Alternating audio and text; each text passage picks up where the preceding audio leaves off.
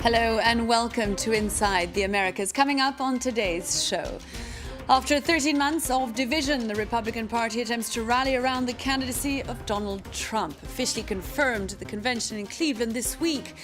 The Donald's wife takes center stage with a speech that sounds awfully familiar. And just ahead of the Olympic Games, we'll be looking on this show at Rio's pollution problem. First, though, Donald Trump has been formally nominated as the Republican Party's candidate ahead of November's presidential poll. A divided Republican Party gathered for its convention to try and heal the divisions of the last 13 months, divisions caused by the very candidacy around which the party is now seeking to gather. Well, the convention was held, of course, against a backdrop of heightened racial tension in the United States. Our reporters Philip Crowther and Gallagher Fenwick were in Cleveland and sent this report. 1, 2, oh, say can you... National unity in the United States took a hit again with the killing of several police officers in Baton Rouge. Don't look scared, right? Okay, look proud. Republicans are gathered in Cleveland for their convention, and many of them point the finger of blame at Barack Obama. He was going to take us beyond the division of politics into a unified new level. He is actually retarded, single-handedly retarded through his ideology, race relations in America back 50, maybe 100 years. Our law enforcement departments are diversified. They reach out to the community, and it's just very unfortunate that this situation has occurred. While on the convention floor there is consensus and widespread support for America's police forces, that is not necessarily the case throughout the city of Cleveland.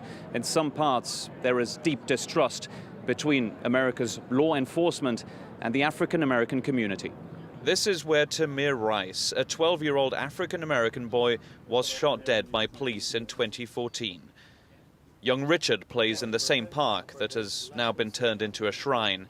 His father says that many members of the African-American community across the country no longer trust the police. You know, he was about 12 years old. My son is 6, so that could be my son out, or it could have been my son out here. So it's a sad, it means sadness, you know, and death and stuff like that. And it's just a reflection of what's going on around in the country. You know, police brutality, racism.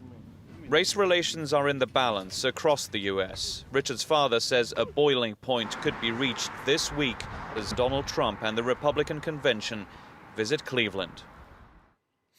Well, inside that convention centre, meanwhile, the real star of the show proved to be Melania Trump, although for all the wrong reasons. Her speech seemed all too familiar. In fact, much of it was lifted directly from the one delivered by Michelle Obama to the Democratic Convention back in 2008. Here's a look at the woman who could be the first American First Lady to have posed in her underwear.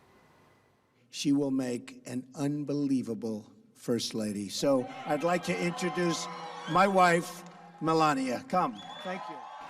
She's not the youngest prospective First Lady. She's not the only wife of a potential US president to have been born abroad, and she's certainly not the only one to have swapped a catwalk for a convention stage. But with less than 4 months to go until the polls, Melania Trump is arguably one of the most controversial future First Ladies. From a young age, my parents impressed on me the values that you work hard for what you want in life, that your word is your bond, and you do what you say and keep your promise, that you treat people with respect. 23 of the same words in sequence as Michelle Obama 8 years before. Barack and I were raised with so many of the same values, like you work hard for what you want in life, that your word is your bond, that you do what you say you're going to do, that you treat people with dignity and respect. The media frenzy surrounding Melania today is a world away from her humble beginnings. The 46-year-old grew up in a concrete communist housing block in the small town of 5,000 in Slovenia. Residents are still captivated by tales of their local girl made great. Melania and her sister were very beautiful girls, very sweet. They were lovely to the neighbors. And her beauty didn't go unnoticed. I first met Melania in 1987 when I was leaving a fashion show. On the staircase outside, I saw some girl. She struck me as very tall, slim, with long hair. And immediately I thought she had great modeling potential. Not long after, Melania was jetting between photo shoots in Paris and Milan. A plethora of colourful photos and various forms of undress have since graced international magazine covers, and some are more risque than others. But not everything in Melania's past has been clear-cut. The former model's website states that she obtained a degree in architecture and design from the University of Ljubljana, when in fact, according to the New York Times, she dropped out in her first year. In 1996, Melania moved to the US. 2 years later, she met the billionaire businessman, and almost a decade on, she married Trump. Little could have prepared Melania for the media storm that comes with the slot of a potential First Lady. Certainly up until this moment, she's been more seen rather than heard. The Rio Olympic Games are soon to be upon us. The Brazilian government is facing quite a bit of criticism of its failure to clean up its polluted bay and waterways in time for the Games. Indeed, barely half of Rio's wastewater is treated, and a pledge to clean up 80% of the city's vast harbour has fallen well short of expectations. Our team in Rio met one scientist who's been fighting what he says is a losing battle. Mario Moscatelli is frustrated. Our engine won't let us go any further, and we're stuck in the middle of a septic reservoir just a few hundred meters from the Olympic Park. There's no other option but to start rowing. Look, there's a mixture of sewage, sediment, rubbish, fecal matter.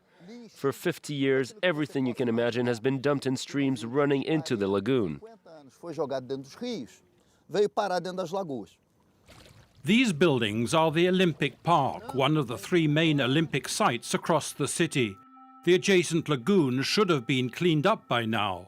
Wastewater flowing from nearby neighbourhoods and slums should also have been treated. These were among the pledges made by the government when it won the right to host the Games. But debris still litters the site, from tires to shopping trolleys and sofas. The smell is unbearable, the air unbreathable, as decomposing waste produces a cocktail of sulfur and methane gas. With no more oxygen in the water, there's no more life, and a change in the weather is all that's needed to send the smell to the Olympic Park. The state government turned down our request for an interview. But in a statement, environmental authorities told us, I quote, "The consortium responsible for the recovery of the lagoon has carried out large-scale cleaning operations, including the removal of solid residue. But based on what we saw, there's little or no evidence to back that up." No sign of a clean-up either in Rio's vast harbour, where sailing events will be held next month. With the opening ceremony looming, the French 49er-class team is making its final preparations. Every day, waste produced by 9 million people flows into the bay. The water is still polluted, but athletes are trying to make the best of a bad situation. It's true there's a lot of garbage in the water, which doesn't give you the urge to dive in. But in terms of sailing in the bay, it's really beautiful, between Sugarloaf Mountain and Corcovado. The harbour certainly may be beautiful, but recent tests have detected also the presence of a superbug resistant to antibiotics. Another dark stain on Rio's environmental record that's refusing to go away. Now, if you happen to be a film buff, then this next report is just for you. A number of American movies are to hit the big screen this summer. Jason Bourne, Ghostbusters, Star Trek Beyond. Each has a star-studded lineup and eye-wateringly high budgets. Who, though, will make it to the top of the box office? Saddam Shantay's been having a look.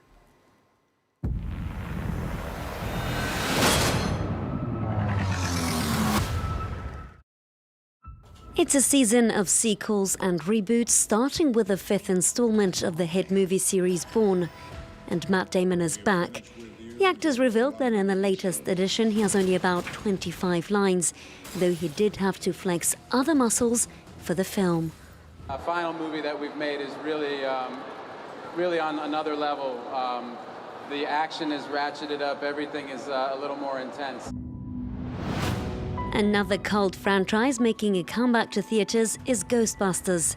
The 1980s action comedy takes place in a fictional world of spooks and specters, and this time we follow the adventures of an all-female cast.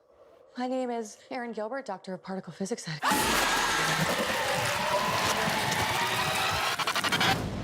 This is still that great story of unlikely heroes, and I think you can always get behind that. I think you always root for that. It always works. The blockbuster cost $144 million to produce. Given its hefty price tag, however, its trailer currently stands as the most hated in YouTube history. Get out of my friend, Ghost! Ow, that's gonna leave a mark! Also making a premiere this summer, Star Trek Beyond, the latest installment in the science fiction series.